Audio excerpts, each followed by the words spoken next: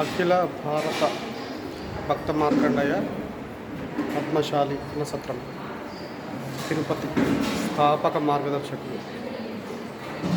అంటే ఈ అన్నసత్రాన్ని స్థాపించడంలో కృషి చేసినటువంటి గొప్ప వ్యక్తి కీర్తిశేషులు ఆచార్య కొండా లక్ష్మణ్ బాపూజీ గారు.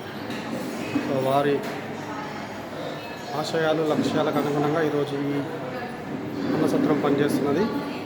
ఎంతోమంది భక్తులకు ఇక్కడ ఫుడ్ కానీ అకామిడేషన్ కానీ కల్పించడం సో గ్రేట్. జోహార్ ఆచార్య కొండా లక్ష్మణ్ బాపూజీ.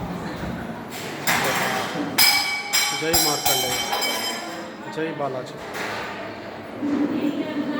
ఓం నమో వెంకటేశాయ నమః.